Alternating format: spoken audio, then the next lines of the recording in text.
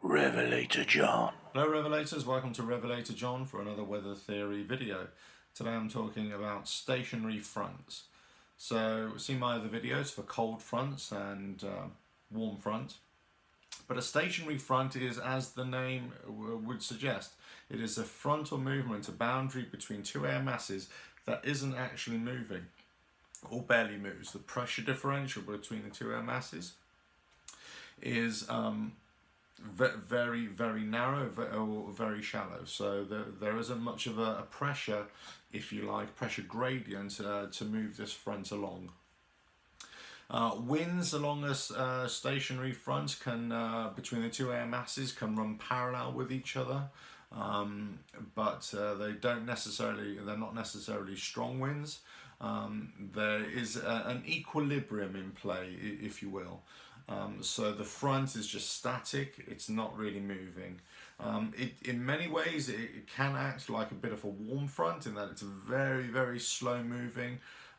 It's not always associated with deteriorating weather or poor weather, but it is, whatever the weather is, it is a status quo. So you may have two cold air masses, two relatively high pressure systems, and they have similar properties, hence why there is a stationary front between the two, and therefore it's not moving, so it might be a very stable atmosphere. Similar, it might be between two warmer air masses, and so on and so forth.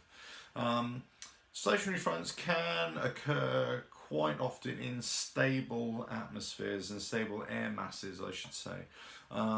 More possibly associated with polar air masses, cold air masses that move from the poles towards the equator through the tropic areas, but it's more that they lose their impetus to drive towards the equator, or they the pressure differential driving them reduces as well. Now this could be something to do with what's happening behind them at the pole, or it could be something that is happening ahead of the front, stationary front, with other fronts, other air masses ahead of it, which might be increasing intensity. So all of a sudden it starts to slow down, and then it will stop, hold its position.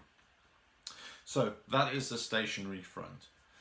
It is a front between two air masses that is essentially not moving. It can the air masses can adopt similar kind of properties. Winds can run parallel, but there isn't a dramatic change in properties between the two air masses, or in this sort of transition layer, the frontal layer, the frontal zone. There isn't much of a change there. Okay, thank you.